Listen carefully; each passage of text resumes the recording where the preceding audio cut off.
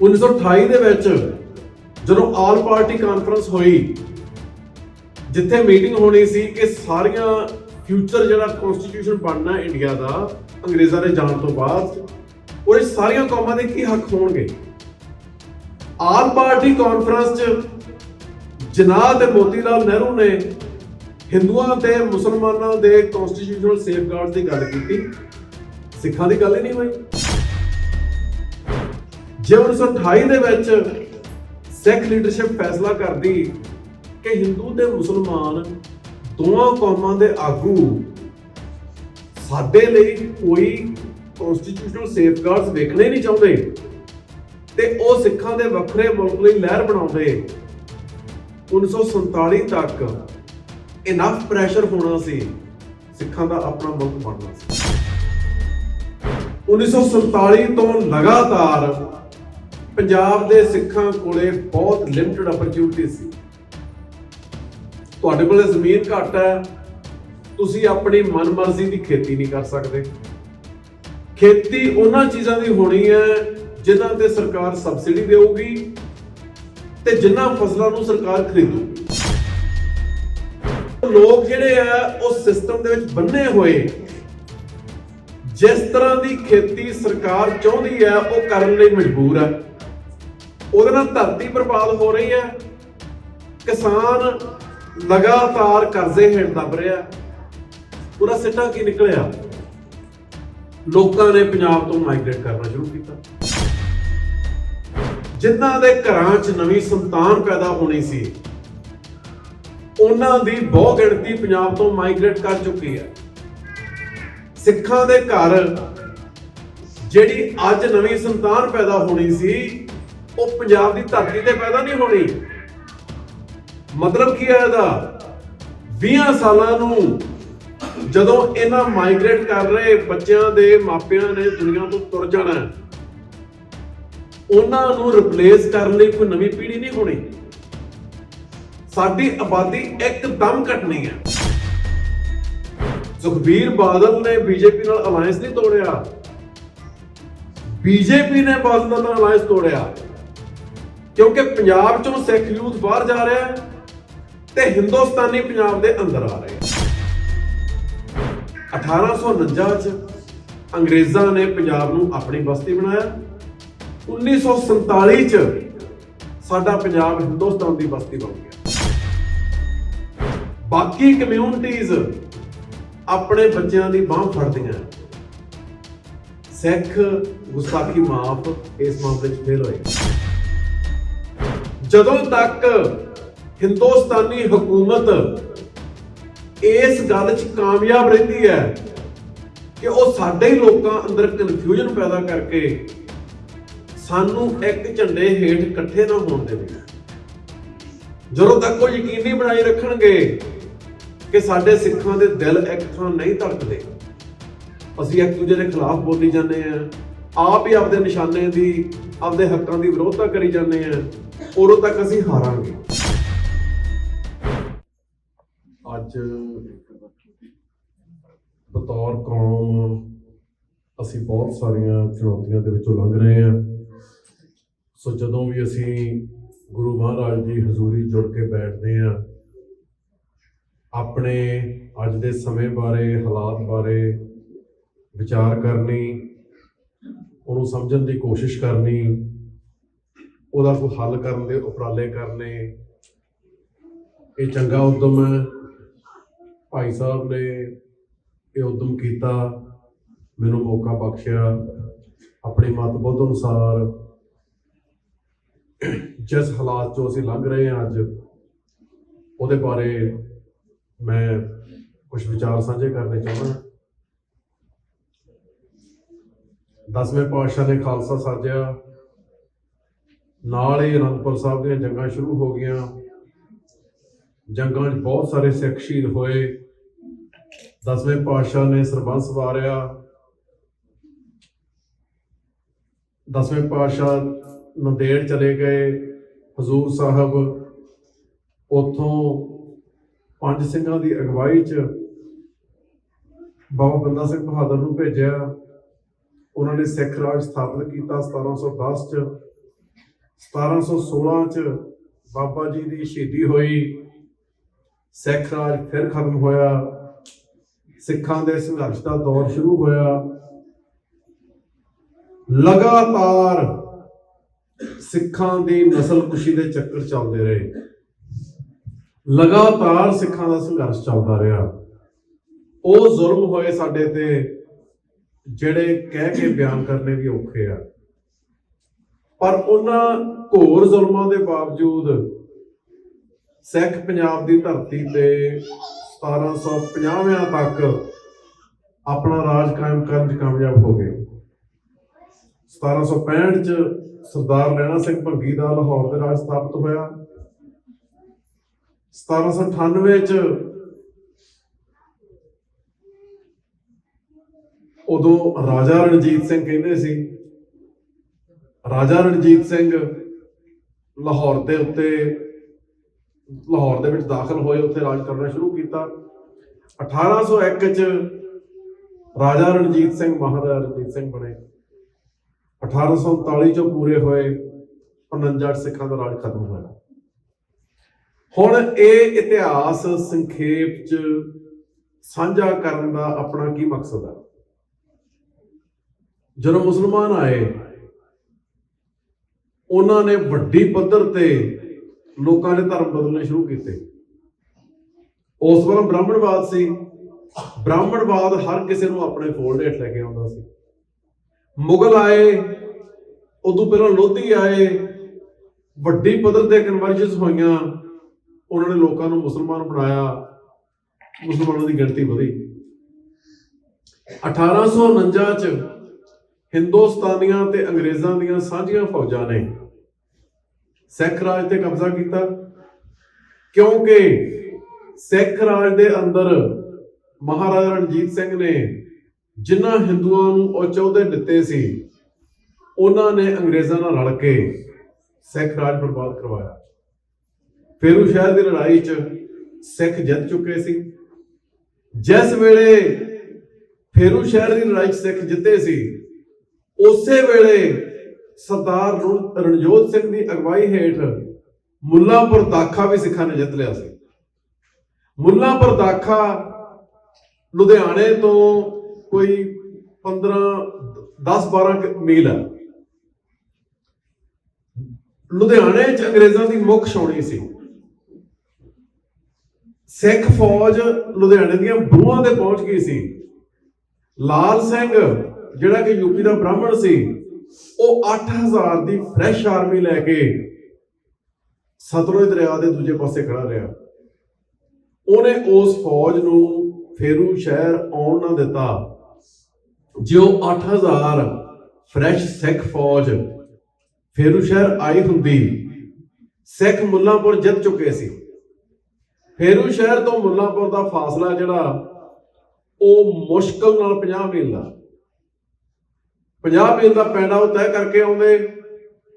ਸਤਲੁਜ ਤੋਂ ਪਾਰ ਤੱਕ ਸਿੱਖ ਰਾਜ ਫੈਲਣਾ ਸੀ। ਗੈਰ ਸਿੱਖਾਂ ਨੂੰ ਆਪਣੀ ਫਰਾਖਦਿਲੀ ਕਰਕੇ ਆਪਣੇ ਘਰ ਦੀਆਂ ਪੂੰਜੀਆਂ ਫੜਾਈਆਂ, ਉਹਨਾਂ ਨੇ ਸਾਡਾ ਘਰ ਬਰਬਾਦ ਕਰਵਾਇਆ। ਹੁਣ ਇਹ ਗੱਲ ਮੈਂ ਕਿਉਂ ਕਰ ਰਿਹਾ? ਅੱਜ ਇਹ ਗੱਲ ਕਰਨ ਦਾ ਕੀ ਮਕਸਦ ਹੈ? 1750 ਤੋਂ ਮਿਸਲਾਂ ਦਾ ਰਾਜ ਸ਼ੁਰੂ ਹੁੰਦਾ। 1765 ਤੋਂ ਸਰਦਾਰ ਲਹਿਣਾ ਸਿੰਘ ਭੰਗੀ ਦਾ, 1839 ਤੱਕ ਮਹਾਰਾਜਾ ਰਣਜੀਤ ਸਿੰਘ ਜਿਉਂਦੇ ਰਹਿੰਦੇ ਆ। ਕੋਈ ਅੰਦਾਜ਼ਨ 80 ਸਾਲ ਦਾ ਸਮਾਂ ਬਣਦਾ ਹੈ। 80 ਸਾਲ ਸਿੱਖਾਂ ਦਾ ਰਾਜ ਰਹਿਣ ਦੇ ਬਾਵਜੂਦ 1849 ਚ ਸਿੱਖ ਪੰਜਾਬ ਚ ਘੱਟ ਗਿਣਤੀ ਸੀ। ਕਿਉਂ? ਸਿੱਖ ਦੁਨੀਆ ਦੀ ਇੱਕੋ ਇੱਕ ਕੌਮ ਹੈ ਜਿਨ੍ਹਾਂ ਨੇ ਆਪਣੇ ਰਾਜ ਦੌਰਾਨ ਨਾ ਕਿਸੇ ਦਾ ਸਟੇਟ ਸਪਾਂਸਰਡ ਜੈਨੋਸਾਈਡ ਕਰਾਇਆ, ਨਾ ਕਿਸੇ ਤੇ ਸਿੱਖ ਬਣਨ ਲਈ ਦਬਾਅ ਪਾਇਆ। ਇਹ ਸਾਡੀ ਸ਼ਰਾਫਤ ਹੈ। 1947 ਦੇ ਵਿੱਚ ਹਿੰਦੂਆਂ ਨੇ ਹਿੰਦੁਸਤਾਨ ਲਿਆ, ਮੁਸਲਮਾਨਾਂ ਨੇ ਪਾਕਿਸਤਾਨ ਲਿਆ। 2 ਮੁਲਕ ਬਣੇ। ਸਿੱਖਾਂ ਦਾ ਮੁਲਕ ਕਿਉਂ ਨਹੀਂ ਬਣਿਆ? ਅੰਗਰੇਜ਼ਾਂ ਨੇ ਕਿਹਾ ਸਿੱਖਾਂ ਦੀ ਪੰਜਾਬ 'ਚ ਬਹੁਤ ਗਿਣਤੀ ਨਹੀਂ ਸੀ, ਇਸ ਲਈ ਮੁਲਕ ਦਿੱਤਾ ਜਾ ਨਹੀਂ ਸੀ ਸਕਦਾ। ਸਿੱਖਾਂ ਦੀ ਬਹੁਗਿਣਤੀ ਕਿਉਂ ਨਹੀਂ ਸੀ? ਕਿਉਂਕਿ ਸਾਰੀ 18ਵੀਂ ਸਦੀ 'ਚ ਕਦੇ ਅਬਦੁਲ ਸਮਦ ਖਾਂ, ਕਦੇ ਜ਼ਕਰੀਆ ਖਾਂ, ਕਦੇ ਮੀਰ ਮੰਨੂ, ਕਦੇ ਲਖਪਤ ਰਾਏ, ਜਸਪਤ ਰਾਏ, ਕਦੇ ਨਾਦਰ ਸ਼ਾਹ, ਕਦੇ ਅਹਿਮਦ ਸ਼ਾਹ ਅਬਦਾਲੀ, ਕਦੇ ਅਹਿਮਦ ਸ਼ਾਹ ਅਬਦਾਲੀ ਦਾ ਪੁੱਤਰ ਤੈਮੂਰ ਸ਼ਾਹ, ਇਹ ਸਾਰੇ ਤਹਈਆ ਕਰਕੇ ਆਉਂਦੇ ਆ ਵੀ ਸਿੱਖਾਂ ਦਾ ਖੁਰਾ ਖੋਜ ਮਿਟਾਉਣਾ। ਘਰਾਂ ਚੋਂ ਫੜ ਫੜ ਕੇ ਹਜ਼ਾਰਾਂ ਸਿੱਖ ਬਜ਼ੁਰਗਾਂ, ਮਰਦਾਂ, ਬੱਚਿਆਂ, ਬੀਬੀਆਂ ਦੀ ਨਸਲਕੁਸ਼ੀ ਹੁੰਦੀ ਹੈ। ਆਬਾਦੀ ਕਿੱਥੋਂ ਹੋਣੀ ਸੀ? ਪਹਿਲਾਂ ਲਗਾਤਾਰ ਨਸਲਕੁਸ਼ੀਆਂ ਹੋ ਰਹੀਆਂ, ਫਿਰ ਸਾਡੀ ਸ਼ਰਾਫਤ ਹੈ। ਸੋ 47 ਸਾਨੂੰ ਮੁਲਕ ਨਹੀਂ ਮਿਲਿਆ, ਇਹ ਗੱਲ ਠੀਕ ਹੈ, ਪਰ ਕੋਈ ਇਹ ਨਹੀਂ ਕਹਿੰਦਾ ਕਿ 47 ਚ ਸਿੱਖਾਂ ਨੂੰ ਉਹਨਾਂ ਦੀ ਸ਼ਰਾਫਤ ਦੀ ਸਜ਼ਾ ਮਿਲੀ। ਕੋਈ ਇਹ ਐਕਨੋਲੇਜ ਨਹੀਂ ਕਰਦਾ। ਕੋਈ ਇਹ ਨਹੀਂ ਕਹਿੰਦਾ ਕਿ ਮਹਾਰਾਜਾ ਰਣਜੀਤ ਸਿੰਘ ਦਾ ਰਾਜ ਸਹੀ ਅਰਥਾਂ 'ਚ ਸੈਕੂਲਰ ਰਾਜ ਸੀ। ਸਾਨੂੰ ਅੱਜ ਕਹਿੰਦੇ ਆ ਸੈਕੂਲਰ ਬਣੋ, ਕਿਸੇ ਦੇ ਖਿਲਾਫ ਨਾ ਬੋਲੋ, ਕਿਸੇ ਦਾ ਨਾਂ ਲੈ ਕੇ ਵਿਰੋਧਤਾ ਨਾ ਕਰੋ। ਮਹਾਰਾਜਾ ਰਣਜੀਤ ਸਿੰਘ ਦਾ ਰਾਜ ਸੈਕੂਲਰ ਰਾਜ ਸੀ। ਉਹਨਾਂ ਨੇ ਮਸੀਤਾਂ ਤੇ ਮੰਦਰਾਂ ਨੂੰ ਗੁਰਦੁਆਰਾ ਸਾਹਿਬਾਨ ਦੇ ਬਰਾਬਰ ਗ੍ਰਾਂਟਾਂ ਦਿੱਤੀਆਂ। ਉਹਨਾਂ ਨੇ ਹਿੰਦੂਆਂ ਤੇ ਮੁਸਲਮਾਨਾਂ ਦੇ ਵਿਦਿਅਕ ਅਦਾਰਿਆਂ ਨੂੰ ਸਿੱਖਾਂ ਦੇ ਸਕੂਲਾਂ ਦੇ ਬਰਾਬਰ ਗ੍ਰਾਂਟਾਂ ਦਿੱਤੀਆਂ। ਉਹਨਾਂ ਨੇ ਹਿੰਦੂਆਂ ਤੇ ਮੁਸਲਮਾਨਾਂ ਨੂੰ ਆਪਣੇ ਦਰਬਾਰ 'ਚ, ਆਪਣੀ ਫੌਜ 'ਚ ਵੱਡੀਆਂ ਪੋਸਟਾਂ ਦਿੱਤੀਆਂ।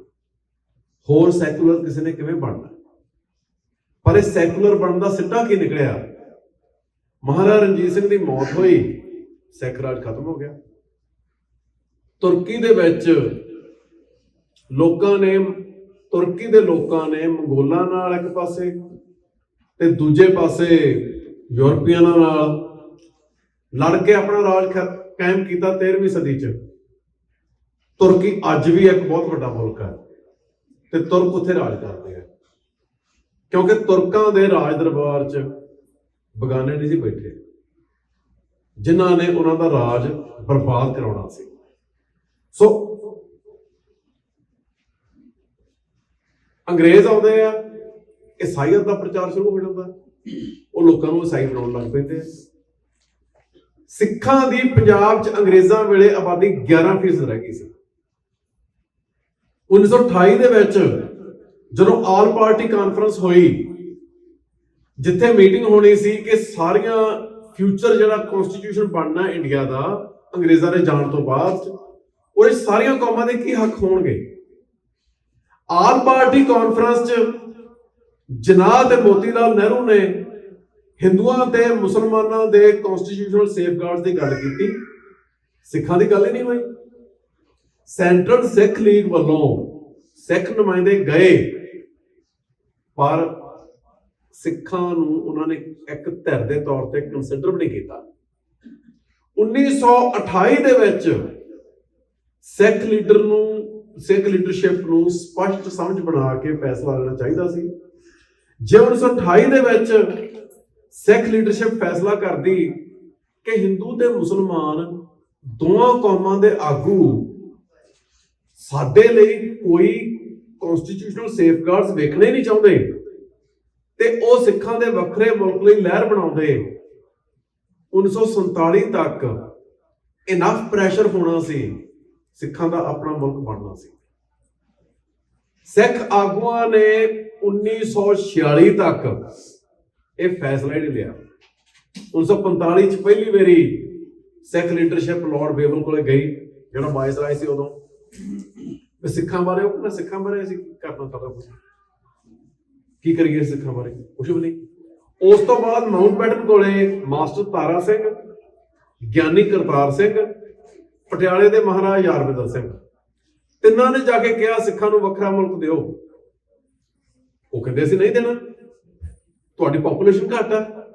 ਮਹਾਰਾਜਾ ਯਾਦਵਿੰਦਰ ਸਿੰਘ ਨੇ ਮਾਊਂਟਬੈਟਨ ਨੂੰ ਕਿਹਾ ਸਿੱਖ ਲੈਂਡ ਓਨ ਕਰਦੇ ਆ, ਜਿੰਨੀ ਜ਼ਮੀਨ ਤੇ ਸਿੱਖਾਂ ਦੀ ਮਾਲਕੀ ਆ ਉਨੀ ਜ਼ਮੀਨ ਤੇ ਸਿੱਖਾਂ ਦਾ ਮੁਲਕ ਬਣਾ ਦਿਓ। ਉਹ ਕਹਿੰਦੇ ਅਸੀਂ ਲੈਂਡ ਦੇ ਆਧਾਰ ਪਾਰਟੀਸ਼ਨ ਨਹੀਂ ਕਰਨੀ। ਉਹਨਾਂ ਦੇ ਸਟੈਂਡਰਡ ਸੀ, ਉਹਨਾਂ ਨੇ ਅਸੂਲ ਬਣਾਉਣੇ ਸੀ। ਸਾਨੂੰ ਅੰਗਰੇਜ਼ ਬਰਬਾਦ ਕਰਕੇ ਗਏ। ਹੁਣ ਸਵਾਲ ਹੈ, ਸਾਨੂੰ ਅੰਗਰੇਜ਼ ਬਰਬਾਦ ਕਰਕੇ ਕਿਉਂ ਗਏ? 1932 ਦੇ ਵਿੱਚ ਰਾਉਂਡ ਟੇਬਲ ਕਾਨਫਰੰਸ ਹੋਈ ਲੰਡਨ ਦੇ ਵਿੱਚ।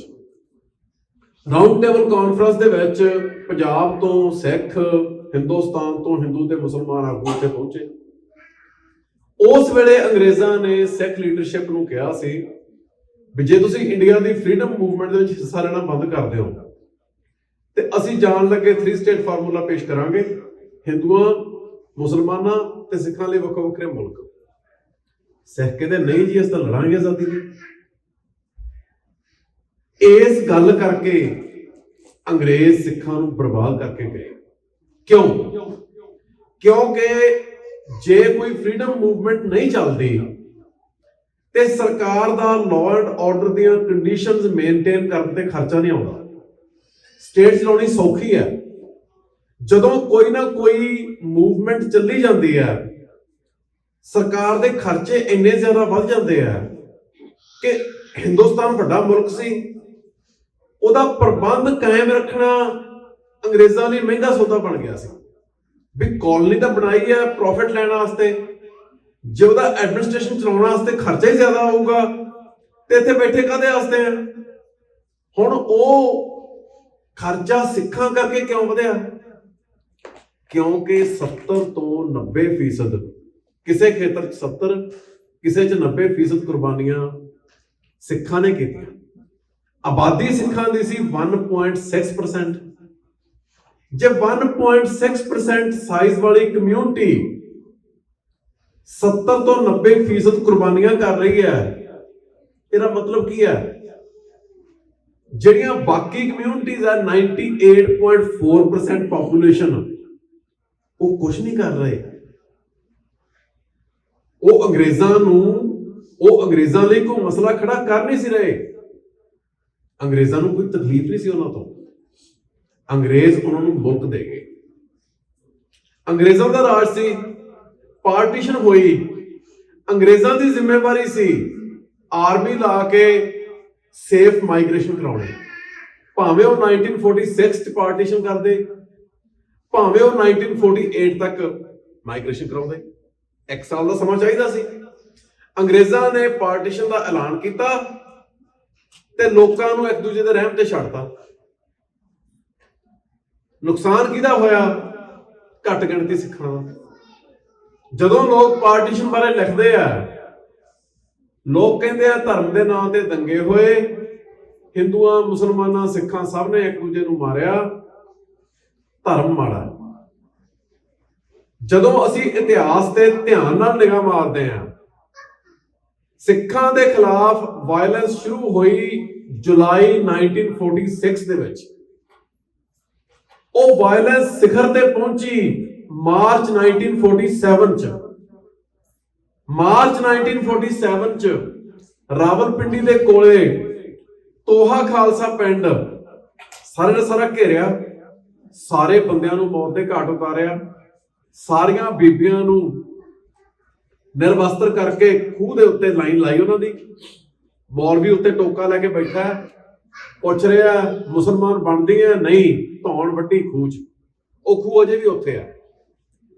ਜਦੋਂ ਇਹ ਸਾਕੇ ਦੀਆਂ ਖਬਰਾਂ ਈਸਟ ਪੰਜਾਬ 'ਚ ਪਹੁੰਚੀਆਂ, ਮਾਰਚ 1947 ਤੋਂ ਬਾਅਦ ਈਸਟ ਪੰਜਾਬ 'ਚ ਵਾਇਲੈਂਸ ਸ਼ੁਰੂ ਹੋਈ। ਹੁਣ ਆਪਾਂ ਇਹ ਸਾਰੀਆਂ ਗੱਲਾਂ ਕਿਉਂ ਕਰ ਰਹੇ ਹਾਂ?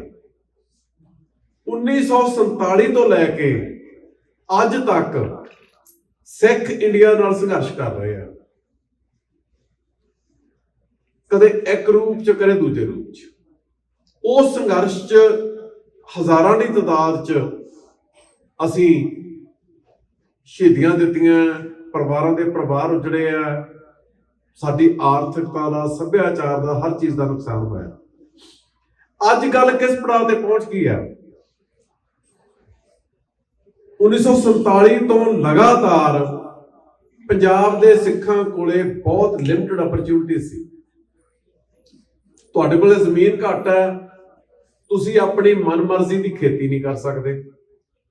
ਖੇਤੀ ਉਹਨਾਂ ਚੀਜ਼ਾਂ ਦੀ ਹੋਣੀ ਹੈ ਜਿਨ੍ਹਾਂ ਤੇ ਸਰਕਾਰ ਸਬਸਿਡੀ ਦੇਊਗੀ ਤੇ ਜਿਨ੍ਹਾਂ ਫਸਲਾਂ ਨੂੰ ਸਰਕਾਰ ਖਰੀਦੂਗੀ। ਆਪਾਂ ਕਹਿ ਦਿੰਦੇ ਆ ਕਿਸਾਨ ਜਿਹੜੇ ਆ ਝੋਨਾ ਲਾਈ ਜਾਂਦੇ ਆ, ਪਾਣੀ ਥੱਲੇ ਜਾਈ ਜਾਂਦਾ। ਦੁਨੀਆ ਭਰ ਦੇ ਵਿੱਚ ਕਿਤੇ ਵੀ ਖੇਤੀ ਸਬਸਿਡੀ ਤੋਂ ਬਗੈਰ ਨਹੀਂ ਚੱਲਦੀ। ਅਮਰੀਕਾ ਦੇ ਵਿੱਚ ਪੰਜਾਬ ਨਾਲੋਂ 3 ਗੁਣਾ ਜ਼ਿਆਦਾ ਸਬਸਿਡੀਆਂ ਮਿਲਦੀਆਂ। ਸਰਕਾਰ ਖੇਤੀ ਤੇ ਸਬਸਿਡੀ ਕਿਉਂ ਦਿੰਦੀ ਹੈ? ਜੇ ਮੁਲਕ ਚਲਾਉਣਾ, ਮੁਲਕ ਨੂੰ ਚੱਲਦਾ ਰੱਖਣ ਲਈ ਪਹਿਲਾਂ ਰੋਟੀ ਦੀ ਲੋੜ ਆ। ਜੇ ਮੁਲਕ ਨੂੰ ਚਲਾਉਣ ਵਾਲੇ ਰੋਟੀ ਨਹੀਂ ਖਾ ਸਕਣਗੇ, ਮੁਲਕ ਕਿਵੇਂ ਚੱਲੂਗਾ? ਰੋਟੀ ਪੈਦਾ ਕਰਨੀ ਮਹਿੰਗਾ, ਖਰਚੇ ਵਾਲਾ ਕੰਮ ਹੈ। ਸਬਸਿਡੀ ਬਗੈਰ ਪੈਦਾ ਹੋ ਨਹੀਂ ਸਕਦੀ। ਸੋ ਲੋਕ ਜਿਹੜੇ ਆ ਉਹ ਸਿਸਟਮ ਦੇ ਵਿੱਚ ਬੰਨੇ ਹੋਏ, ਜਿਸ ਤਰ੍ਹਾਂ ਦੀ ਖੇਤੀ ਸਰਕਾਰ ਚਾਹੁੰਦੀ ਹੈ ਉਹ ਕਰਨ ਲਈ ਮਜਬੂਰ ਹੈ। ਉਹਦੇ ਨਾਲ ਧਰਤੀ ਬਰਬਾਦ ਹੋ ਰਹੀ ਹੈ। ਕਿਸਾਨ ਲਗਾਤਾਰ ਕਰਜ਼ੇ ਹੇਠ ਦਬ ਰਿਹਾ। ਉਹਦਾ ਸਿੱਟਾ ਕੀ ਨਿਕਲਿਆ? ਲੋਕਾਂ ਨੇ ਪੰਜਾਬ ਤੋਂ ਮਾਈਗ੍ਰੇਟ ਕਰਨਾ ਸ਼ੁਰੂ ਕੀਤਾ। ਜਦੋਂ ਕੁਝ ਸਾਲ ਪਹਿਲਾਂ ਕੈਨੇਡਾ ਦੇ ਵਿੱਚ ਫਾਈਨੈਂਸ਼ੀਅਲ ਕ੍ਰਾਈਸਿਸ ਆਇਆ, ਕੈਨੇਡੀਅਨ ਯੂਨੀਵਰਸਿਟੀਜ਼, ਕਾਲਜਿਸ ਬੈਂਕਰਪਟ ਹੋਣ ਲੱਗੇ, ਇਹਨਾਂ ਨੇ ਮਾਈਗ੍ਰੇਸ਼ਨ ਖੋਲ੍ਹਤੀ। ਹਜ਼ਾਰਾਂ ਦੀ ਤਾਦਾਦ 'ਚ, ਹੁਣ ਤਾਂ ਲੱਖਾਂ ਦੀ ਤਾਦਾਦ 'ਚ ਜਿਹੜੇ ਸਿੱਖ ਨੌਜਵਾਨ ਬੱਚੇ ਬੱਚੀਆਂ ਉਹ ਸਟੂਡੈਂਟ ਵੀਜ਼ੇ ਤੇ ਕੈਨੇਡਾ ਆ ਗਏ। ਹੁਣ ਅਸੀਂ ਲੋਕਾਂ ਨੂੰ ਥੋੜ੍ਹਾ ਕਹਿ ਸਕਦੇ ਹਾਂ ਵੀ ਤੁਸੀਂ ਆਪਣੀ ਧਰਤੀ ਛੱਡ ਕੇ ਮਾਈਗ੍ਰੇਟ ਕਿਉਂ ਕਰ ਰਹੇ ਆ, ਪੰਜਾਬ 'ਚ ਵਸਦੇ ਰਹੋ। ਜਦੋਂ ਅਗਲਿਆਂ ਨੇ ਸਿਸਟਮ ਕੰਟਰੋਲ ਕਰਕੇ ਤੁਹਾਡੇ ਲਈ ਸਾਰੇ ਦਰਵਾਜ਼ੇ ਬੰਦ ਕਰਤੇ, ਪਰ ਜੇ ਕਿਸੇ ਨੇ ਸਬਜ਼ੀ ਦੀ ਕਾਸ਼ਤ ਕਰਨੀ ਹੈ ਉਹ ਵੀ ਚੋਇਸ ਨਹੀਂ। ਸਬਜ਼ੀ ਦੀ ਮਾਰਕੀਟਿੰਗ ਤੇ ਹਿੰਦੂ ਮੈਜੋਰਟੀ ਦਾ ਮਾਫੀਆ ਵਰਗਾ ਕੰਟਰੋਲ ਆ। ਤੁਸੀਂ ਵੇਚ ਹੀ ਨਹੀਂ ਸਕਦੇ। ਸਰਕਾਰ ਦੀਆਂ ਕੋਈ ਰੈਗੂਲੇਸ਼ਨਸ ਨਹੀਂ। ਮਤਲਬ ਜਦੋਂ ਪਾਣੀ ਜਿਹੜਾ ਦਰਿਆਈ ਪਾਣੀ ਪੰਜਾਬ ਤੋਂ ਬਾਹਰ ਜਾ ਰਿਹਾ, ਝੋਨਾ ਲਾਉਣ ਲਈ ਸਰਕਾਰ ਮਜਬੂਰ ਕਰ ਰਹੀ ਹੈ। ਟਿਊਬਵੈੱਲ ਨਾਲ ਝੋਨਾ ਪਲ ਰਿਹਾ, ਪੰਜਾਬ ਡੈਜ਼ਰਟ ਬਣ ਰਿਹਾ। ਉਹ 'ਚ ਖਾਦਾਂ ਜ਼ਿਆਦਾ ਪੈਂਦੀਆਂ, ਖਾਦਾਂ ਨਾਲ ਜ਼ਹਿਰਾਂ ਫੂਡ 'ਚ ਆਉਂਦੀਆਂ, ਜ਼ਹਿਰਾਂ ਖਾ ਕੇ ਲੋਕ ਮਰ ਰਹੇ ਆ ਕੈਂਸਰ ਨਾਲ। ਲੋਕ ਕੀ ਕਰਨ? ਜਿੱਥੇ ਲੋਕਾਂ ਨੂੰ ਅਪਰਚੁਨਿਟੀ ਮਿਲੀ, ਲੋਕ ਬਾਹਰ ਜਾ ਰਹੇ ਆ। ਪਰ ਜਿਹੜੀ ਇਹ ਮਾਈਗ੍ਰੇਸ਼ਨ ਹੈ, ਇਹ ਸਾਡਾ ਕਸੂਰ ਕੋਈ ਨਹੀਂ। ਅਸੀਂ ਜਿਹੜੇ ਛੱਡ ਕੇ ਆਏ ਆਪਣੀ ਧਰਤੀ, ਅਸੀਂ ਛੱਡਣੀ ਚਾਹੁੰਦੇ ਨਹੀਂ, ਪਰ ਇਹ ਸਾਡੇ ਲਈ ਬਹੁਤ ਵੱਡਾ ਸੰਕਟ ਹੈ। ਮਾਈਗ੍ਰੇਸ਼ਨ ਦਾ ਅਰਥ ਸਮਝ ਗਏ? ਮਾਈਗ੍ਰੇਸ਼ਨ ਕਿਹਦੀ ਹੋ ਰਹੀ ਹੈ? ਨੌਜਵਾਨ ਬੱਚੇ ਬੱਚੀਆਂ ਦੀ, ਜਿਨ੍ਹਾਂ ਦੇ ਘਰਾਂ 'ਚ ਨਵੀਂ ਸੰਤਾਨ ਪੈਦਾ ਹੋਣੀ ਸੀ, ਉਹਨਾਂ ਦੀ ਬਹੁ ਗਿਣਤੀ ਪੰਜਾਬ ਤੋਂ ਮਾਈਗ੍ਰੇਟ ਕਰ ਚੁੱਕੀ ਹੈ। ਸਿੱਖਾਂ ਦੇ ਘਰ ਜਿਹੜੀ ਅੱਜ ਨਵੀਂ ਸੰਤਾਨ ਪੈਦਾ ਹੋਣੀ ਸੀ, ਉਹ ਪੰਜਾਬ ਦੀ ਧਰਤੀ ਤੇ ਪੈਦਾ ਨਹੀਂ ਹੋਣੀ। ਮਤਲਬ ਕੀ ਹੈ ਇਹਦਾ? 20 ਸਾਲਾਂ ਨੂੰ ਜਦੋਂ ਇਹਨਾਂ ਮਾਈਗ੍ਰੇਟ ਕਰ ਰਹੇ ਬੱਚਿਆਂ ਦੇ ਮਾਪਿਆਂ ਨੇ ਦੁਨੀਆ ਤੋਂ ਤੁਰ ਜਾਣਾ, ਉਹਨਾਂ ਨੂੰ ਰਿਪਲੇਸ ਕਰਨ ਲਈ ਕੋਈ ਨਵੀਂ ਪੀੜ੍ਹੀ ਨਹੀਂ ਹੋਣੀ। ਸਾਡੀ ਆਬਾਦੀ ਇੱਕਦਮ ਘਟਣੀ ਹੈ। ਇੰਡੀਆ ਦੀ ਸਟੇਟ ਇਸ ਗੱਲ ਤੋਂ ਅਵੇਅਰ ਹੈ। ਇਸੇ ਕਰਕੇ ਉਹਨਾਂ ਨੇ ਸ਼੍ਰੋਮਣੀ ਅਕਾਲੀ ਦਲ ਤੋਂ ਜਿਹੜਾ ਪੋਲੀਟੀਕਲ ਅਲਾਇੰਸ ਆ ਉਹ ਤੋੜਤਾ ਆਪ ਹੀ।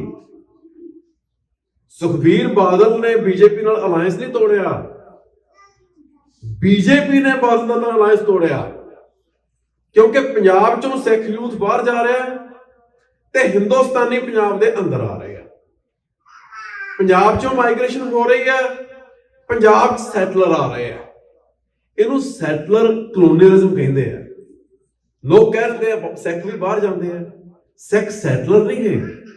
ਸੈਟਲਰ ਉਹ ਹੁੰਦਾ ਜਿਹਨੂੰ ਕੋਈ ਤਾਕਤਵਰ ਸਰਕਾਰ ਕਿਸੇ ਕਮਜ਼ੋਰ ਇਲਾਕੇ 'ਚ ਧੱਕੇ ਨਾਲ ਵਸਾਉਂਦੀ ਹੈ। ਮਾਈਗ੍ਰੈਂਟਸ ਉਹ ਹੁੰਦੇ ਆ ਜਿਹੜੇ ਆਪਣੇ ਪੱਧਰ ਤੇ ਮਾਈਗ੍ਰੇਟ ਕਰਦੇ ਆ, ਉੱਥੇ ਜਾ ਕੇ ਸੰਘਰਸ਼ ਕਰਕੇ ਔਖੇ ਹਾਲਾਤ 'ਚੋਂ ਲੰਘ ਕੇ ਉਹ ਆਪਣਾ ਸਰਵਾਈਵ ਕਰਦੇ ਆ। ਪੰਜਾਬ 'ਚ ਮਾਈਗ੍ਰੇਸ਼ਨ ਨਹੀਂ ਹੋ ਰਹੀ, ਪੰਜਾਬ 'ਚ ਹੋ ਰਿਹਾ ਸੈਟਲਰ ਕਲੋਨੀਅਲਿਜ਼ਮ। ਪੰਜਾਬ ਹਿੰਦੁਸਤਾਨ ਦੀ ਕੌਲੋਨੀ ਬਣਿਆ ਹੋਇਆ। 1849 'ਚ ਅੰਗਰੇਜ਼ਾਂ ਨੇ ਪੰਜਾਬ ਨੂੰ ਆਪਣੀ ਬਸਤੀ ਬਣਾਇਆ। 1947 'ਚ ਸਾਡਾ ਪੰਜਾਬ ਹਿੰਦੁਸਤਾਨ ਦੀ ਬਸਤੀ ਬਣ ਗਿਆ। ਹੁਣ ਇਹਦਾ ਹੋ ਗਈ ਹਾਲਤ ਕਿ ਅੱਜ ਸਾਡੀ ਹਾਲਤ ਕੀ ਹੈ? ਅਸੀਂ ਉਲਝੇ ਕਿੱਥੇ ਆ। ਹੁਣ ਸਵਾਲ ਹੈ ਅਸੀਂ ਇਹਦੇ ਬਾਰੇ ਕਰਨਾ ਕੀ ਹੈ। ਮੈਂ ਕਈ ਯੂਨੀਵਰਸਿਟੀਆਂ 'ਚ ਨੋਟਿਸ ਕੀਤਾ, ਬਰਕਲੀ ਦੀ ਇੱਕ ਐਗਜ਼ਾਮਪਲ ਹੈ, ਪਰ ਲਗਭਗ ਸਾਰੀਆਂ ਮੇਜਰ ਯੂਨੀਵਰਸਿਟੀਆਂ 'ਚ ਜੇ ਤੁਸੀਂ ਜਾਓ ਤੇ ਮੁਸਲਮਾਨਾਂ ਨੇ ਕੀ ਕੀਤਾ ਵੀ ਉੱਥੇ ਇੱਕ ਅਪਾਰਟਮੈਂਟ ਲੈ ਕੇ ਇੱਕ ਮੌਲਵੀ ਪਾਇਆ। ਉਹ ਮੌਲਵੀ ਹਰ ਹਫ਼ਤੇ ਬੱਚਿਆਂ ਨੂੰ ਇਕੱਠੇ ਕਰਦਾ, ਬੱਚੇ ਯੂਨੀਵਰਸਿਟੀ ਵਿੱਚ ਹੀ ਇੱਕ ਕਮਰਾ ਜਿਹੜਾ ਉਹ ਬੁੱਕ ਕਰਾ ਲੈਂਦੇ ਆ। ਉਹ ਮੌਲਵੀ ਪਹਿਲਾਂ ਬੱਚਿਆਂ ਨੂੰ ਨਮਾਜ਼ ਪੜ੍ਹਾਉਂਦਾ, ਉਸ ਤੋਂ ਬਾਅਦ ਵਿਖਿਆਨ ਦਿੰਦਾ। ਨਤੀਜਾ ਕੀ ਹੈ? ਤੁਸੀਂ ਦੁਨੀਆ ਦੀਆਂ ਟੌਪ ਯੂਨੀਵਰਸਿਟੀਆਂ 'ਚ ਮੁਸਲਮਾਨ ਬੱਚਿਆਂ ਦੇ ਹਿਜਾਬ ਪਾਏ ਆ, ਮੁਸਲਮਾਨ ਨੌਜਵਾਨ ਨਮਾਜ਼ੀ ਬਣੇ ਹੋਏ ਆ, ਤੇ ਜਦੋਂ ਫਲਸਤੀਨ ਤੇ ਇਜ਼ਰਾਈਲ ਦਾ ਹਮਲਾ ਹੁੰਦਾ ਤੇ ਇਤਿਹਾਸਕ ਮੁਜ਼ਾਹਰੇ ਹੁੰਦੇ ਆ ਦੁਨੀਆ ਭਰ ਦੇ ਵਿੱਚ, ਦੁਨੀਆ ਭਰ ਦੀਆਂ ਯੂਨੀਵਰਸਿਟੀਆਂ 'ਚ। ਉਹ ਕੌਣ ਕਰ ਰਹੇ ਆ? ਉਹ ਮੁਸਲਮਾਨ ਵਿਦਿਆਰਥੀ ਜਿਨ੍ਹਾਂ ਤੇ ਕੰਮ ਕਰਕੇ ਮੁਸਲਿਮ ਕਮਿਊਨਿਟੀ ਨੇ ਉਹਨਾਂ 'ਚ ਸਪਿਰਿਟ ਭਰੀ, ਇਸਲਾਮਿਕ ਨੈਸ਼ਨਲਿਜ਼ਮ ਦੀ ਸਪਿਰਿਟ। ਸਾਡੇ ਵੀ ਹਜ਼ਾਰਾਂ ਵਿਦਿਆਰਥੀ ਇੱਥੇ ਕਾਲਜਾਂ 'ਚ ਪੜ੍ਹਦੇ। ਕਿਹੜੇ ਕਾਲਜ 'ਚ ਸਿੱਖਾਂ ਨੇ ਪ੍ਰਚਾਰਕ ਲਾਇਆ ਜਿਹੜਾ ਉਹਨਾਂ ਨੂੰ ਗੁਰਬਾਣੀ ਦੀ ਸੰਥਿਆ ਦਿੰਦਾ ਹੋਵੇ? ਕਿਹੜੇ ਕਾਲਜ ਦੇ ਵਿੱਚ ਪ੍ਰਚਾਰਕ ਹੈ ਜਿਹੜਾ ਬੱਚਿਆਂ ਨੂੰ ਰਹਿਰਾਸ ਦਾ ਪਾਠ ਹੀ ਕਰਾਉਂਦਾ ਹੋਵੇ, ਵੀ ਉਹਨਾਂ ਨੂੰ ਕਹਿੰਦਾ ਹੋਵੇ ਹਰ ਹਫ਼ਤੇ ਤੁਹਾਡੀ ਮੀਟਿੰਗ ਹੁੰਦੀ ਹੈ ਸਿੱਖ ਸਟੂਡੈਂਟਸ ਐਸੋਸੀਏਸ਼ਨ ਦੀ, ਮੈਂ ਤੁਹਾਨੂੰ ਪਾਠ ਕਰਾਉਣਾ, ਤੁਸੀਂ ਕਰੋ, ਮੈਂ ਤੁਹਾਨੂੰ ਸਿਖਾਉਣਾ ਪਾਠ ਕਰਨਾ। ਤੇ ਪਾਠ ਕਰਨ ਤੋਂ ਬਾਅਦ ਉਹਨਾਂ ਨੂੰ ਦੱਸੇ ਵੀ ਅਸੀਂ ਸਿੱਖ ਹਾਂ, ਸਾਡਾ ਵਿਰਸਾ ਹੈ, ਤੁਹਾਡੇ ਵਿਆਹ ਸਿੱਖਾਂ ਨਾਲ ਹੋਣੇ ਚਾਹੀਦੇ ਆ, ਤੁਸੀਂ ਅਗਲੀ ਜਿਹੜੀ ਆਪਣੀ ਜਨਰੇਸ਼ਨ ਆ ਉਹ ਸਾਂਭ ਕੇ ਰੱਖਣੀ ਹੈ, ਤੁਹਾਡਾ ਆਪਣੀ ਧਰਤੀ ਪ੍ਰਤੀ ਕੋਈ ਫਰਜ਼ ਹੈ। ਅਸੀਂ ਜਿੱਥੇ ਮਰਜ਼ੀ ਆ ਗਏ ਆ, ਅਸੀਂ ਆਪਣੇ ਆਪ ਨੂੰ ਇੰਟੈਕਟ ਤਾਂ ਰੱਖਣਾ ਨਾ। ਕੀ ਅਸੀਂ ਕੰਮ ਕੀਤਾ ਕੋਈ? ਦੁਨੀਆ ਬਹੁਤ ਵਿਦਿਆਰਥੀਆਂ ਦੇ ਮਗਰ ਪਈ ਹੈ, ਉਹਨਾਂ ਨੂੰ ਬਹੁਤ ਤਰੀਕੇ ਨਾਲ ਕੋਸਿਆ ਜਾ ਰਿਹਾ ਨੌਜਵਾਨਾਂ ਨੂੰ, ਇਹ ਨਹੀਂ ਕਰਦੇ, ਇਹ ਨਹੀਂ ਕਰਦੇ, ਇਹ ਨਹੀਂ ਕਰਦੇ। ਉਹ ਜੋ ਕੁਝ ਵੀ ਕਰ ਰਹੇ ਆ ਆਪਦੇ ਬਲਬੂਤੇ ਕਰ ਰਹੇ ਆ। ਬਾਕੀ ਕਮਿਊਨਿਟੀਜ਼ ਆਪਣੇ ਬੱਚਿਆਂ ਦੀ ਬਾਂਹ ਫੜਦੀਆਂ। ਸਿੱਖ ਗੁਸਤਾਖੀ ਮਾਫ ਇਸ ਮਾਮਲੇ 'ਚ ਫੇਲ ਹੋਏ। ਸਿੱਖਾਂ ਨੇ ਸਮਝਿਆ ਨਹੀਂ ਕਿ ਜਿੰਨੀ ਵੱਡੀ ਤਾਦਾਦ 'ਚ ਇਨ ਜਨਰਲ ਵੈਸਟਰਨ ਮੁਲਕਾਂ 'ਚ, ਖਾਸ ਤੌਰ ਤੇ ਕੈਨੇਡਾ 'ਚ ਸਿੱਖ ਯੂਥ ਦੀ ਮਾਈਗ੍ਰੇਸ਼ਨ ਹੋਈ ਹੈ, ਉਹਦੇ 'ਚੋਂ ਕਿੰਨਾ ਕੁਝ ਕੰਸਟਰਕਟਿਵ ਕੱਢਿਆ ਜਾ ਸਕਦਾ ਸੀ, ਉਹ 'ਚੋਂ ਕਿੰਨਾ ਕੁਝ ਪ੍ਰੋਡਿਊਸ ਕੀਤਾ ਜਾ ਸਕਦਾ ਸੀ, ਹਜੇ ਵੀ ਕੀਤਾ ਜਾ ਸਕਦਾ। ਸੋ ਜਿਹੜੀ ਅੱਜ ਦੀ ਹਾਲਤ ਬਣੀ ਹੈ ਸਾਡੀ, ਉਹ ਹਾਲਤ ਤਾਂ ਸਾਡੀ ਇਸ ਕਰਕੇ ਬਣੀ ਹੈ ਕਿ ਅਸੀਂ ਇੱਕ ਤਾਕਤਵਰ ਧਿਰ ਦੇ ਸ਼ਿਕੰਜੇ 'ਚੋਂ ਨਿਕਲੇ ਅੰਗਰੇਜ਼ਾਂ ਦੇ, ਤੇ ਦੂਜੀ ਇੱਕ ਤਕੜੀ ਮਿਲਟਰੀ ਪਾਵਰ ਦੇ ਸ਼ਿਕੰਜੇ ਆ ਗਏ। ਉਹ ਜਿਸ ਤਰੀਕੇ ਨਾਲ ਸਾਨੂੰ ਬਰਬਾਦ ਕਰਨਾ ਚਾਹੁੰਦੇ ਆ ਉਹ ਬਰਬਾਦ ਕਰੀ ਜਾਂਦੇ ਆ। ਪਰ ਅਸੀਂ ਕਰ ਕੀ ਸਕਦੇ ਹਾਂ ਉਹਦੇ ਬਾਰੇ? ਇੰਡੀਆ ਦੀ ਮੇਨ ਸਟਰੈਂਥ ਉਹਦੀ ਮਿਲਟਰੀ ਪਾਵਰ ਨਹੀਂ, ਇੰਡੀਆ ਦੀ ਮੇਨ ਸਟਰੈਂਥ ਉਹਦਾ ਮੀਡੀਆ। ਜਦੋਂ ਤੱਕ ਹਿੰਦੁਸਤਾਨੀ ਹਕੂਮਤ ਇਸ ਗੱਲ 'ਚ ਕਾਮਯਾਬ ਰਹਿੰਦੀ ਹੈ ਕਿ ਉਹ ਸਾਡੇ ਹੀ ਲੋਕਾਂ ਅੰਦਰ ਕਨਫਿਊਜ਼ਨ ਪੈਦਾ ਕਰਕੇ ਸਾਨੂੰ ਇੱਕ ਝੰਡੇ ਹੇਠ ਇਕੱਠੇ ਨਾ ਹੋਣ ਦੇਵੇ, ਜਦੋਂ ਤੱਕ ਉਹ ਯਕੀਨੀ ਬਣਾਈ ਰੱਖਣਗੇ ਕਿ ਸਾਡੇ ਸਿੱਖਾਂ ਦੇ ਦਿਲ ਇੱਕ ਥਾਂ ਨਹੀਂ ਧੜਕਦੇ, ਅਸੀਂ ਇੱਕ ਦੂਜੇ ਦੇ ਖਿਲਾਫ ਬੋਲੀ ਜਾਂਦੇ ਆ, ਆਪ ਹੀ ਆਪਦੇ ਨਿਸ਼ਾਨੇ ਦੀ, ਆਪਦੇ ਹੱਕਾਂ ਦੀ ਵਿਰੋਧਤਾ ਕਰੀ ਜਾਂਦੇ ਆ, ਉਦੋਂ ਤੱਕ ਅਸੀਂ ਹਾਰਾਂਗੇ। ਜਦੋਂ ਅਸੀਂ ਕਾਮਯਾਬ ਹੋ ਗਏ ਆਪਣੀ ਕੌਮ ਨੂੰ ਇਕਮੁੱਠ ਕਰਨ 'ਚ, ਉਦੋਂ ਸਾਨੂੰ ਕੋਈ ਨਹੀਂ ਹਰਾ ਸਕਦਾ।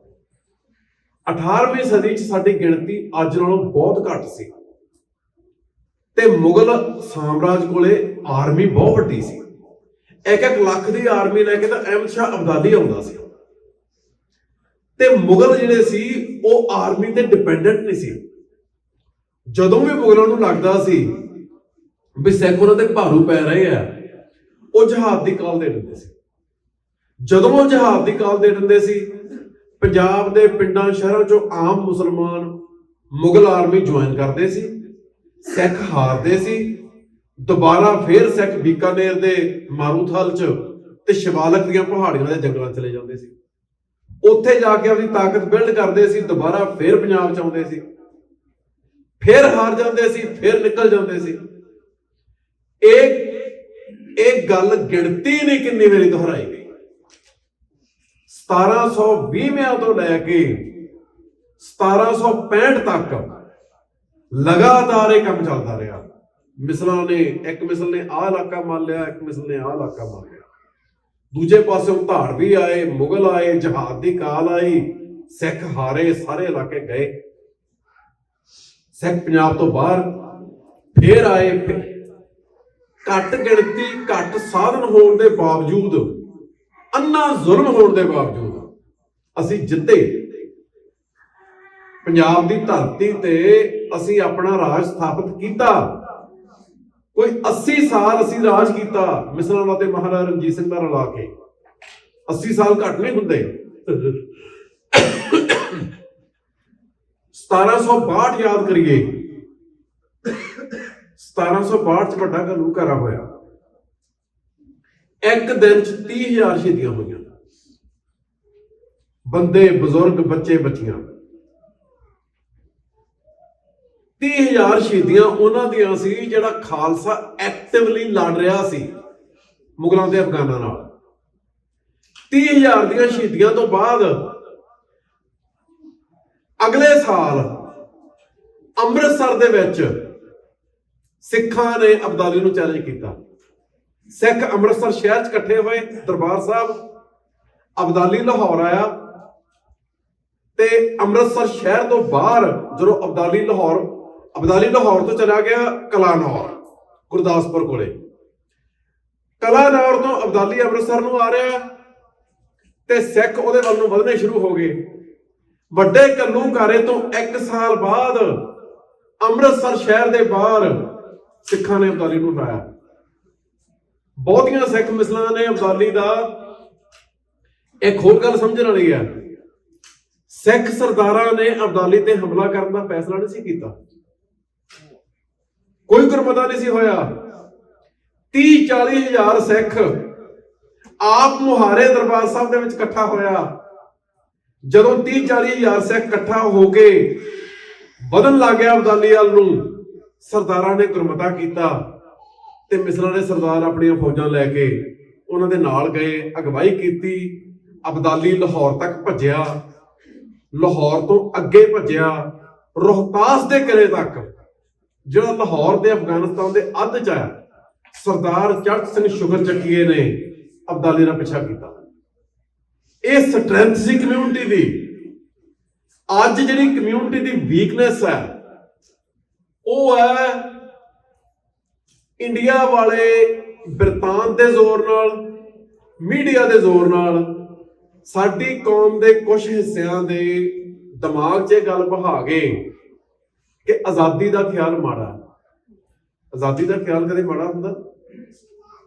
ਸੋਚ ਕੇ ਵੇਖੋ, ਜੇ ਅਸੀਂ ਆਪਣੇ ਘਰਾਂ 'ਚ ਹੀ ਆਜ਼ਾਦ ਨਾ ਹੋਈਏ, ਸਾਡੇ ਘਰ ਤੇ ਕਿਸੇ ਬਾਹਰਲੇ ਦਾ ਕੰਟਰੋਲ ਹੋਵੇ, ਸਾਡਾ ਜਿਉਣਾ ਹੋਊਗਾ ਕਿ ਮਰਨ ਤੋਂ ਭੈੜਾ? ਆਜ਼ਾਦੀ ਕਦੇ ਮਾੜੀ ਨਹੀਂ ਹੁੰਦੀ। ਇਹ ਆਈਡੀਆਜ਼ ਕਾਊਂਟਰ ਕਰਨ ਦੀ ਲੋੜ ਹੈ। ਇਹ ਆਈਡੀਆਜ਼ ਕਾਊਂਟਰ ਕਿਹਨੇ ਕਰਨੇ ਆ? ਨੌਜਵਾਨਾਂ ਨੇ ਪੜ੍ਹ ਲਿਖ ਕੇ। ਨੌਜਵਾਨਾਂ ਨੂੰ ਪੜ੍ਹ ਲਿਖ ਕੇ ਵਿਦਵਾਨ ਬਣਨ ਲਈ ਸਪੋਰਟ ਦੇਣੀ ਚਾਹੀਦੀ ਹੈ, ਸਾਡੀ ਕਮਿਊਨਿਟੀ ਨੂੰ, ਸਾਡੇ ਗੁਰਦੁਆਰਾ ਸਾਹਿਬਾਨ। ਅੱਜ ਜੇ ਸਿੱਖ ਇਸੇ ਤਰ੍ਹਾਂ ਅਵੇਜ਼ਲੇ ਰਹਿੰਦੇ ਆ ਤੇ ਆਉਣ ਵਾਲੇ ਸਮੇਂ 'ਚ ਲੱਖਾਂ ਦੀ ਤਾਦਾਦ 'ਚ ਜਿਹੜਾ ਯੂਥ ਬਾਹਰ ਆ ਗਿਆ ਪੰਜਾਬ ਤੋਂ, ਜੇ ਅਸੀਂ ਉਹਨਾਂ ਨੂੰ ਨਹੀਂ ਸੰਭਾਲਦੇ, ਅਸੀਂ ਉਹਨਾਂ ਨੂੰ ਆਪਣੀ ਪਰੰਪਰਾ ਨਾਲ ਤੇ ਵਿਰਸੇ ਨਾਲ ਜੋੜ ਕੇ ਨਹੀਂ ਰੱਖਦੇ, ਰਿਜ਼ਲਟ ਕੀ ਨਿਕਲੂਗਾ? ਬਹੁਤ ਸਾਰੇ ਲੋਕਾਂ ਦੇ ਗੈਰ ਸਿੱਖਾਂ ਨਾਲ ਵਿਆਹ ਹੋਣਗੇ। ਜਿਨ੍ਹਾਂ ਦੇ ਗੈਰ ਸਿੱਖਾਂ ਨਾਲ ਵਿਆਹ ਹੋਣਗੇ, ਉਹਨਾਂ ਦੀ ਅਗਲੀ ਜਨਰੇਸ਼ਨ ਕੌਮ ਚੋਂ ਬਾਹਰ। ਇਹ ਬਹੁਤ ਸੀਰੀਅਸ ਕ੍ਰਾਈਸਿਸ ਹੈ। ਮੁਸਲਮਾਨਾਂ ਦੇ ਹੁੰਦੇ ਆ ਬਾਹਰ ਵਿਆਹ। ਇਕਜੁੱਟ ਕੋਈ ਕੌਮ ਨਹੀਂ ਰਹਿੰਦੀ, ਕੋਈ ਲੋਕ ਇਕਜੁੱਟ ਨਹੀਂ ਰਹਿੰਦੇ।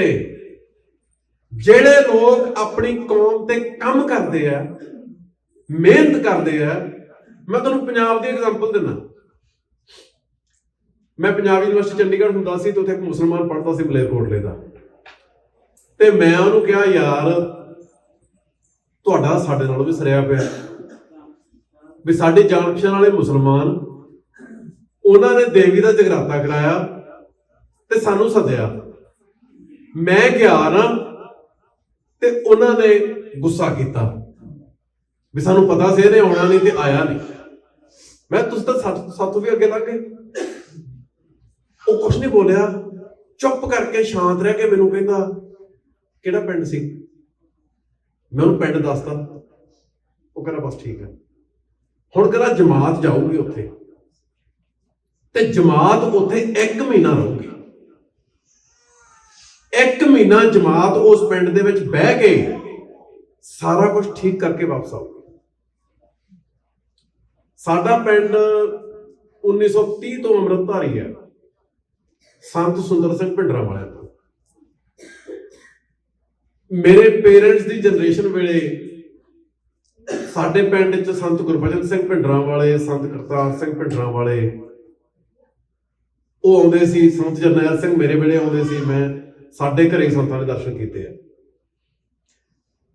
ਜਦੋਂ ਸੰਤ ਕਰਤਾਰ ਸਿੰਘ ਆਉਂਦੇ ਸੀ, ਉਹ ਗੁਰਦੁਆਰੇ ਦੀਵਾਨ ਦੇ ਵਿੱਚ ਕਥਾ ਕਰਦੇ। ਦੀਵਾਨ ਦੀ ਸਮਾਪਤੀ ਤੋਂ ਬਾਅਦ ਪਿੰਡ ਦੇ ਲੋਕ ਉੱਠ ਕੇ ਹੱਥ ਜੋੜ ਕੇ ਖੜ ਜਾਂਦੇ ਵੀ ਮਹਾਂਪੁਰਖੋ ਸਾਡੇ ਘਰੇ ਲੰਗਰ ਦੀ ਸਾਨੂੰ ਸੇਵਾ ਬਖਸ਼ੋ। ਉਹ ਉਹਨਾਂ ਚੋਂ ਇੱਕ ਘਰ ਚੁਣ ਲੈਂਦੇ, ਸਾਰੀ ਪਿੰਡ ਦੀ ਸੰਗਤ ਉਥੋਂ ਕੀਰਤਨ ਕਰਦੀ ਉਸ ਘਰੇ ਜਾਂਦੀ, ਉਥੇ ਦੀਵਾਨ ਸਜਦਾ, ਫਿਰ ਉੱਥੇ ਲੰਗਰ ਚੱਲਦਾ। ਅਗਲੇ ਦਿਨ ਅਗਲੇ ਘਰੇ, ਅਗਲੇ ਦਿਨ ਅਗਲੇ ਘਰੇ। ਇੱਕ ਪਿੰਡ ਚੋਂ ਮਹੀਨਾ ਲਾਉਂਦੇ ਸੀ। ਇਹ ਟਕਸਾਲ ਨੇ ਕੰਮ ਕੀਤਾ ਦਹਾਕਿਆਂ ਤੱਕ। ਉਸ ਕੰਮ ਦੇ ਵਿੱਚੋਂ ਸੰਤ ਜਰਨੈਲ ਸਿੰਘ ਭਿੰਡਰਾਂ ਵਾਲੇ ਨਿਕਲੇ। ਉਸ ਕੰਮ ਦੇ ਵਿੱਚੋਂ ਲੋਕੀ ਕਹਿੰਦੇ ਸੰਤ ਜਰਨੈਲ ਸਿੰਘ ਨੂੰ ਕਿਹਨੇ ਖੜਾ ਕੀਤਾ? ਸੰਤ ਕਰਤਾਰ ਸਿੰਘ ਭਿੰਡਰਾਂ ਵਾਲਿਆਂ ਨੇ। ਐਮਰਜੈਂਸੀ ਵੇਲੇ ਜਦੋਂ ਅਕਾਲੀ ਦਲ ਨੇ ਮੋਰਚਾ ਲਾਇਆ, ਉਦੋਂ ਦਫਾ 144 ਲੱਗੀ ਸੀ ਵੀ ਪਬਲਿਕ ਪਲੇਸ ਤੇ 4 ਤੋਂ ਵੱਧ ਬੰਦੇ ਇਕੱਠੇ ਨਹੀਂ ਸੀ ਹੋ ਸਕਦੇ। ਉਸ ਵੇਲੇ 9ਵੇਂ ਪਾਤਸ਼ਾਹ ਦੀ ਸ਼ਹੀਦੀ ਸ਼ਤਾਬਦੀ ਚੱਲ ਰਹੀ ਸੀ ਤੇ ਉਹ ਸ਼ਤਾਬਦੀ ਦੇ ਸੰਬੰਧ ਚ 35 ਕੇ 37 ਨਗਰ ਕੀਰਤਨ ਨਿਕਲੇ ਸੀ। ਉਦੋਂ ਸ਼ਬਦ ਨਗਰ ਕੀਰਤਨ ਦੀ ਥਾਂ ਤੇ ਜਲੂਸ ਚੱਲਦਾ ਸੀ। ਉਹ ਨਗਰ ਕੀਰਤਨਾਂ ਦੇ ਜਿੱਥੇ ਦੀਵਾਨ ਸਜਦੇ ਸੀ, ਉੱਥੇ ਸੰਤ ਕਰਤਾਰ ਸਿੰਘ ਜਿਹੜੀ ਉਸ ਵੇਲੇ ਦੇ ਪੋਲੀਟੀਕਲ ਹਾਲਾਤ 'ਚ ਜੋ ਸਿੱਖਾਂ ਦੀ ਹਾਲਤ ਸੀ ਉਹਦੇ ਬਾਰੇ ਵਿਖਿਆਨ ਦਿੰਦੇ ਸੀ। ਉਹਨਾਂ ਹੀ ਦਿਨਾਂ 'ਚ ਰਾਮਲੀਲਾ ਗਰਾਊਂਡ 'ਚ ਦਿੱਲੀ ਸੰਤ ਕਰਤਾਰ ਸਿੰਘ ਭਿੰਡਰਾਂ ਵਾਲਿਆਂ ਨੇ ਇੰਦਰਾ ਗਾਂਧੀ ਨੂੰ ਵੀ ਚੈਲੰਜ ਕੀਤਾ ਉਹਦੇ ਮੂੰਹ ਤੇ। ਇਹ ਸਾਰੇ ਸਮੇਂ ਦੌਰਾਨ ਸੰਤ ਜਰਨੈਲ ਸਿੰਘ ਜਿਹੜੇ ਕਿ ਉਸ ਵੇਲੇ ਭਾਈ ਜਰਨੈਲ ਸਿੰਘ ਸੀ, ਉਹ ਸੰਤ ਕਰਤਾਰ ਸਿੰਘ ਦੇ ਨਾਲ ਸੀ ਤੇ ਉਹਨਾਂ ਦੀ ਬਹੁਤ ਜ਼ਿਆਦਾ ਰਿਸਪੈਕਟ ਕਰਦੇ ਸੀ। ਸੋ ਇਹ ਸਾਰੀ ਜਿਹੜੀ ਵਿਰਾਸਤ ਟਕਸਾਲ ਦੀ ਆਪਾਂ ਵੇਖਦੇ ਆ, ਜੋ ਕੁਝ ਸੰਤ ਜਰਨੈਲ ਸਿੰਘ ਨੇ ਕੀਤਾ ਉਹ ਸੰਤ ਕਰਤਾਰ ਸਿੰਘ ਨੇ ਸ਼ੁਰੂ ਕੀਤਾ। ਸੰਤ ਜਰਨੈਲ ਸਿੰਘ ਭਿੰਡਰਾਂ ਵਾਲਿਆਂ ਨੇ ਸੰਤ ਕਰਤਾਰ ਸਿੰਘ ਦੀ ਸ਼ੁਰੂ ਕੀਤੀ ਲੀਹ ਨੂੰ ਅਗਾਂਹ ਤੋਰਿਆ ਤੇ ਲੋਕ ਉਹਨਾਂ ਦੇ ਨਾਲ ਤੁਰੇ, ਕਿਉਂਕਿ ਉਹ ਇੱਕ ਇੱਕ ਪਿੰਡ 'ਚ ਮਹੀਨਾ ਲਾ ਕੇ ਉੱਥੇ ਜਾ ਕੇ ਲੋਕਾਂ ਦੇ ਸਧਾਰਨ ਮੰਜਿਆਂ ਤੇ ਸੌਂ ਕੇ ਉੱਥੇ ਪੁੰਜੇ ਬਹਿ ਕੇ ਪ੍ਰਸ਼ਾਦਾ ਛਕ ਕੇ। ਹੁਣ ਤਾਂ ਜਿਹੜੇ ਅੱਜ ਕੱਲ੍ਹ ਦੇ ਸੰਤ ਬਾਬੇ ਆ ਉਹ ਤਾਂ ਰਹਿੰਦੇ ਰਾਜਿਆਂ ਮਹਾਰਾਜਿਆਂ ਨੂੰ। ਜਿਹੜੇ ਅਸਲੀ ਸੰਤ ਸੀ ਇਹ ਤਾਂ ਫਕੀਰਾਂ ਵਾਂਗੂ ਰਹਿੰਦੇ ਸੀ, ਕੋਈ ਇਹਨਾਂ ਨੂੰ ਸੀ ਕਿੱਥੇ ਸੌਣਾ ਕਿੱਥੇ ਨਹੀਂ। ਉਹ ਤੁਸੀਂ ਵੇਖ ਲਓ 1960ਵਿਆਂ 'ਚ 1970ਵਿਆਂ 'ਚ ਪੰਜਾਬ 'ਚ ਲੋਕਾਂ ਦੇ ਘਰ ਕਿਹੋ ਜਿਹੇ ਹੁੰਦੇ ਸੀ, ਸਭ ਕੁਝ ਬਹੁਤ ਹੀ ਸਾਦਾ ਸੀ। ਸੋ ਉਹ ਸਿਸਟਮ ਜਿਹੜੇ ਇਨ ਪਲੇਸ ਸੀ ਕਮਿਊਨਿਟੀ ਦੇ। 84 ਤੋਂ ਬਾਅਦ ਗਵਰਨਮੈਂਟ ਆਫ ਇੰਡੀਆ ਨੇ ਫਿਗਰ ਆਊਟ ਕੀਤਾ ਵੀ ਇੰਨੀ ਵੱਡੀ ਮੂਵਮੈਂਟ ਜੇ ਚੱਲੀ ਹੈ, ਇਹ 'ਚ ਟਕਸਾਲ ਦਾ ਵੱਡਾ ਰੋਲ ਹੈ ਤੇ ਉਹਨਾਂ ਨੇ ਟਕਸਾਲ ਨੂੰ ਖਤਮ ਕਰਨ ਦਾ ਇਰਾਦਾ ਬਣਾ ਲਿਆ। ਹੁਣ ਮੈਨੂੰ ਦੱਸੋ, ਅੱਜ 84 ਤੋਂ ਪਹਿਲਾਂ ਵਾਲੀ ਦਮਦਮੀ ਟਕਸਾਲ ਹੈਗੀ ਹੈ? ਜੇ 84 ਤੋਂ ਪਹਿਲਾਂ ਨਾਲ ਤੁਲਨਾ ਦੇਣੀ ਹੈ, ਅੱਜ ਦੀ ਟਕਸਾਲ ਦੇ ਹੋਣ ਦਾ ਕੋਈ ਮਤਲਬ ਬਣਦਾ? ਅਗਲਿਆਂ ਨੇ ਫਿਗਰ ਆਊਟ ਕੀਤਾ ਇਹਨਾਂ ਦੀ ਤਾਕਤ ਕਿੱਥੋਂ ਆ ਰਹੀ ਹੈ। ਸਾਰੇ ਲੋਕ ਫਿਗਰ ਆਊਟ ਕਰਦੇ ਰਹੇ ਆ। ਅਬਦਾਲੀ ਨੇ ਆਪਣੇ ਬੰਦਿਆਂ ਨੂੰ ਪੁੱਛਿਆ ਇਹਨਾਂ ਦੀ ਤਾਕਤ ਕਿੱਥੋਂ ਆ ਰਹੀ ਹੈ। ਉਹ ਕਹਿੰਦਾ ਦਰਬਾਰ ਸਾਹਿਬ ਦੇ ਸਰੋਵਰ ਦਾ ਜਿਹੜਾ ਪਾਣੀ ਹੈ ਉਹ ਪੀ ਕੇ ਮਰਦੇ ਨੇ। ਉਹ ਕਹਿੰਦਾ ਦਰਬਾਰ ਸਾਹਿਬ ਢਾ ਦਿਓ, ਸਰੋਵਰ ਪੂਰ ਦਿਓ। ਅਸੀਂ ਕੀ ਫਿਗਰ ਆਊਟ ਕਰ ਰਹੇ ਹਾਂ? ਸਾਡੇ 'ਚ ਕੋਈ ਅਦਾਰੇ ਹੈਗੇ ਆ ਜਿਹੜੇ ਸਿਰ ਜੋੜ ਕੇ ਬੈਠਦੇ ਹੋਣ ਤੇ ਕਹਿੰਦੇ ਹੋਣ ਵੀ ਸੋਚੀਏ ਜਿੱਥੇ ਆਪਾਂ ਫਸੇ ਆ ਇੱਥੋਂ ਨਿਕਲਣ ਲਈ ਕੀ ਕੀਤਾ ਜਾ ਸਕਦਾ ਹੈ, ਸਾਡੇ ਕੋਲੇ ਕੀ ਆਪਸ਼ਨਸ ਹੈ। ਪੁਰਾਣੇ ਬਜ਼ੁਰਗ ਮਿਸਾਲ ਦਿੰਦੇ ਹੁੰਦੇ ਸੀ ਵੀ ਜਦੋਂ ਕਿਸੇ ਦੇ ਘਰ 'ਚ ਹੜ੍ਹ ਦਾ ਪਾਣੀ ਆ ਜਾਂਦਾ ਸੀ ਨਾ, ਉਦੋਂ ਲੋਕ ਬਹਿਸ ਨਹੀਂ ਸੀ ਕਰਦੇ ਵੀ ਆਹ ਕਰਨਾ ਕਿ ਆਹ ਕਰਨਾ, ਤੂੰ ਠੀਕ ਹੈ ਕਿ ਮੈਂ। ਉਹ ਫੱਟੇ ਲੈ ਲੈਂਦੇ ਸੀ ਤੇ ਫੱਟੇ ਐਂ ਟੇਢੇ ਕਰਕੇ ਨਾ ਫੜ ਕੇ ਉਹਨਾਂ ਨੂੰ ਹੱਥਾਂ ਨਾਲ ਤੇ ਕਈਆਂ ਲੈ ਕੇ ਫੱਟਿਆਂ ਦੇ ਪਿੱਛੇ ਮਿੱਟੀ ਪਾਉਣੀ ਸ਼ੁਰੂ ਕਰ ਦਿੰਦੇ ਸੀ ਤੇ ਉਹ ਹੜ੍ਹ ਦਾ ਪਾਣੀ ਘਰੇ ਉਹਨੂੰ ਰੋਕ ਲੈਂਦੇ ਸੀ। ਤੇ ਸਾਰਾ ਟੱਬਰ ਜੋ ਜਿਹਦੇ ਹੱਥ 'ਚ ਆਉਂਦਾ ਸੀ ਉਹਦੇ ਨਾਲ ਲੱਗ ਜਾਂਦਾ। ਹੜ੍ਹ ਆ ਰਿਹਾ ਸਾਡੇ ਵੱਲ, ਸਭ ਕੁਝ ਗੂੰਜਦਾ। ਬੀਜੇਪੀ ਫੈਸਲਾ ਕਰ ਚੁੱਕੀ ਹੈ ਅਕਾਲੀ ਦਲ ਨਾਲ ਅਲਾਇੰਸ ਨਹੀਂ ਰੱਖਣਾ, ਪੰਜਾਬ ਤੇ ਇਕੱਲਿਆਂ ਨੇ ਰਾਜ ਕਰਨਾ। ਸ਼੍ਰੋਮਣੀ ਕਮੇਟੀ ਤੇ ਉਹਨਾਂ ਦੀ ਅੱਖ ਹੈ, ਪੰਜਾਬ ਅਸੈਂਬਲੀ ਤੇ ਉਹਨਾਂ ਦੀ ਅੱਖ ਹੈ।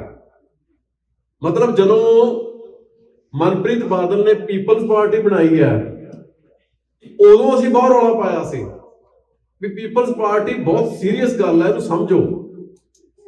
ਇੰਡੀਆ ਦੀਆਂ ਇੰਟੈਲੀਜੈਂਸ ਏਜੰਸੀਆਂ ਨੇ ਫਿਗਰ ਆਊਟ ਕਰ ਲਿਆ ਵੀ ਪੰਜਾਬ ਦੇ ਲੋਕ ਕਾਂਗਰਸ ਤੇ ਬਾਦਲ ਦਲ ਤੋਂ ਅੱਕ ਚੁੱਕੇ ਆ। ਹੁਣ ਜੇ ਤੀਜਾ ਬਦਲ ਆਊਗਾ ਤੇ ਪੰਥਕ ਧਿਰਾਂ ਅੱਗੇ ਆਉਣਗੀਆਂ। ਸੋ ਲੋਕਾਂ ਨੂੰ ਤੀਜਾ ਬਦਲ ਪਹਿਲਾਂ ਹੀ ਦੇ ਦਿਓ। ਪੀਪਲਜ਼ ਪਾਰਟੀ ਨਹੀਂ ਚੱਲੀ, ਅਗਲਿਆਂ ਨੇ ਆਮ ਆਦਮੀ ਪਾਰਟੀ ਲੈ ਆਂਦੀ। ਅੱਜ ਤੀਜੇ ਬਦਲ ਪੰਥਕ ਧਿਰਾਂ ਨੂੰ ਥੱਲੇ ਲਾ ਕੇ ਆਮ ਆਦਮੀ ਪਾਰਟੀ ਤੀਜਾ ਬਦਲ ਬਣ ਕੇ ਰਾਜ ਕਰ ਰਹੀ ਹੈ। ਅੱਜ ਜੇ ਇਲੈਕਸ਼ਨ ਹੁੰਦੀ ਹੈ ਪੰਜਾਬ 'ਚ, ਕਾਂਗਰਸ ਆਉਂਦੀ ਹੈ। ਪਹਿਲਾਂ ਬਾਦਲ ਦਲ ਤੇ ਕਾਂਗਰਸ 'ਚ ਰੇਸ ਸੀ, ਹੁਣ ਆਮ ਆਦਮੀ ਪਾਰਟੀ ਤੇ ਕਾਂਗਰਸ 'ਚ। ਆਪਦੀ ਧਰਤੀ ਤੇ ਅਸੀਂ ਪੋਲੀਟੀਕਲ ਗੇਮ 'ਚੋਂ ਹੀ ਬਾਹਰ ਹੈ। ਅਸੀਂ ਕਿਤੇ ਹੈ ਹੀ ਨਹੀਂ। ਕਿਉਂ ਨਹੀਂ ਹੈ?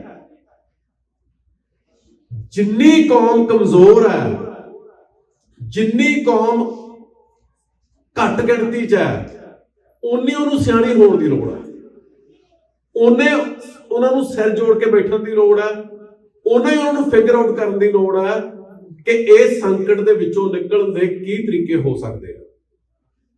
ਸੋ ਅੱਜ ਸਮਾਂ ਬਹੁਤ ਜਿਹੜਾ ਭਿਆਨਕ ਹੈ, ਪਰ ਪੰਥ ਨੇ ਇਹਦੇ ਨਾਲੋਂ ਜ਼ਿਆਦਾ ਭਿਆਨਕ ਸਮੇਂ ਵੇਖੇ ਆ।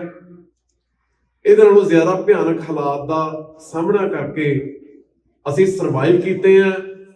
1762 ਖਾਲਸਾ 30,000 ਰਹਿ ਗਿਆ ਸੀ। ਅੱਜ ਕੋਈ 6-7 ਮਿਲੀਅਨ ਤਾਂ ਅਸੀਂ ਇਕੱਲੇ ਡਾਇਸਪੋਰਾ ਦੇ ਵਿੱਚ ਆ, ਹਿੰਦੁਸਤਾਨ ਤੋਂ ਬਾਹਰ। ਉੱਥੇ ਵੀ ਸਾਡੀ ਆਬਾਦੀ ਜਿਹੜੀ ਹੈ, ਜੇ ਫਲਸਤੀਨੀਆਂ ਨਾਲ ਕੰਪੇਅਰ ਕਰੀਏ, ਸਾਡੀ ਆਬਾਦੀ ਕਾਫੀ ਜ਼ਿਆਦਾ। ਉੱਥੇ ਵੀ ਸਾਡੀ ਆਬਾਦੀ ਕੋਈ 22-24 ਮਿਲੀਅਨ ਘੱਟੋ ਘੱਟ ਹੈਗੀ ਹੈ।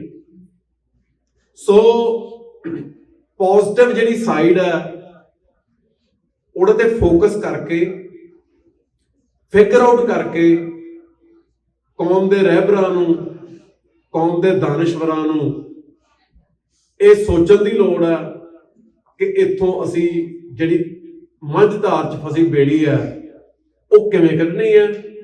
ਆਮ ਸਿੱਖ ਨੇ ਕੀ ਕਰਨਾ ਹੈ? ਆਮ ਸਿੱਖ ਨੇ ਇਹ ਯਕੀਨੀ ਬਣਾਉਣਾ ਹੈ ਕਿ ਕੌਮ ਦੀ ਅਗਵਾਈ ਕਰਨ ਲਈ ਜਿਹੜੇ ਲੋਕ ਅੱਗੇ ਲੈ ਕੇ ਆਉਣੇ ਆ ਉਹ ਇਮਾਨਦਾਰ ਵੀ ਹੋਣ ਤੇ ਸਿਆਣੇ ਵੀ। ਕੱਲੀ ਇਮਾਨਦਾਰੀ ਕਾਫੀ ਨਹੀਂ।